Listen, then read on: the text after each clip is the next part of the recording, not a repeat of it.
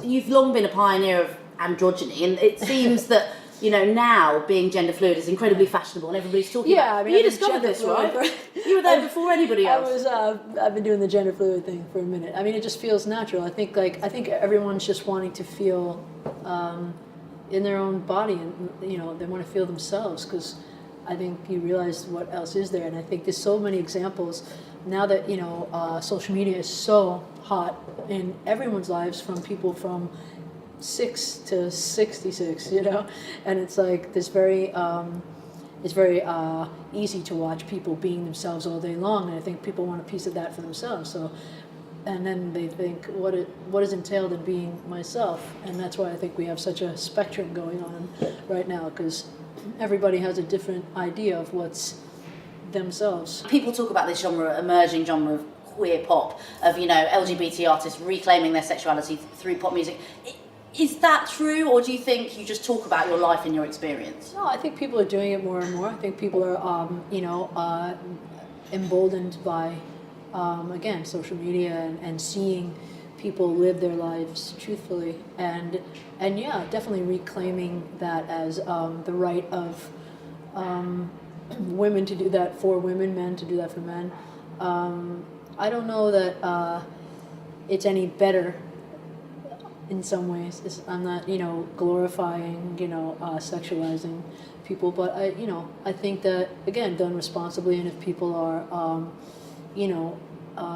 doing it with love, with a good intention, or I think everybody can tell when something's being done indecently, in a way. I mean, you don't subscribe to a certain set image of a woman. You've always done your own thing. Do you think, there's a pressure on women in pop and in music to kind of perform gender in a certain way? I remember I didn't know if I could even, embark on this career, because I knew that I wasn't going to conform to what I had seen growing up, and I think that, it was a difficult foray into the business and into my own doing of the business, where I went after it, because I was like, oh God, this is going to be a bitch, It's going to be hard. How did you do it? Did you just find the courage, or? I just kept doing it. It was just like, knocking down, and just trying to get better at myself. Because, you have role models, like there's been so many role models, like some of the ones like Melissa Etheridge or Tracy Chapman or someone like that, back in the day. And you think to yourself, like, how did they do it? They did it. They had great songs. That was not easy to get through as those two women in that time. And they did it because they had great songs, and that's what I think is, that's what it takes. But do you think you got knockbacks because you didn't subscribe to that particular, when you first started out? Yeah, you're starting, it's like a handicap, a little bit, sometimes, not so much now, but I think, even now, I feel like, there's a quota.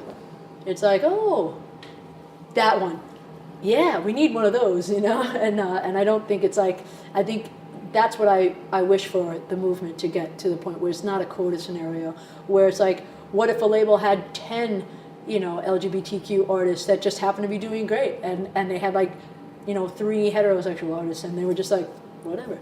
But, and it was just because of that was what was great at the time.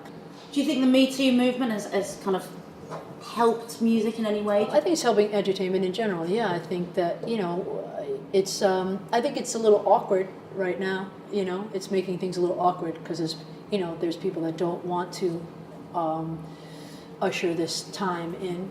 They're fighting it for sure, I'm sure. But I think that every movement goes through awkward times, and I think but that's no reason to shy away from it. It has to be done. It's just something. It's part of our evolution. Now, you famously talked about your ex-girlfriends and your music. Is that just because life happens, or is it important for you to talk about your sexuality in your music? Well, I'm a sap, no matter what part of the spectrum I was on. I feel like I just that's what moves me emotionally a lot of times. That romantic love. I mean, I can't apologize for relationship songs. It's like, I whatever comes out. I mean, that's why I think relationships are so complicated, because you relived your past through your lover a lot of times. So it's not only just about that. It's about my worldview and what I've been through. And is it important for you to be a kind of pin-up or a role model for the queer community in any way? Because obviously you are, whether you kind of like it or not, they listen to your music. And I mean, if I can encourage anybody to live, to go for it, or live their life truthfully, or something that sparks an interest in somebody to, you know, have a life that allows them to be themselves, I'm over the moon about that. That'd be great. I'd like to know if there's more people going for careers in, music now as opposed to before, because just like I feel like people can really see all kinds of people doing it, and they can see all the stages. It's like, it's really like, as a kid, if you get to like see a YouTube behind the scenes of your favorite artist and what they went through. I mean, it's very inspiring.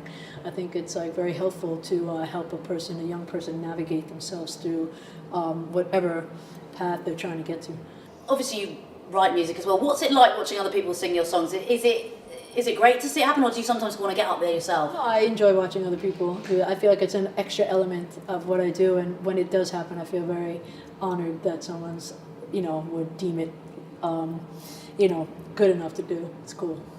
And you are prolific in terms of the amount of music that you make. Where does that come from? That drive? Do you think? Are you like that in all aspects of your life? Are you an industrious person, or is it just with music? Yeah, no. I mean, I think I am, I guess, but mostly in music. I feel like for songs, I feel that I'm constantly inspired, but I also feel like I think that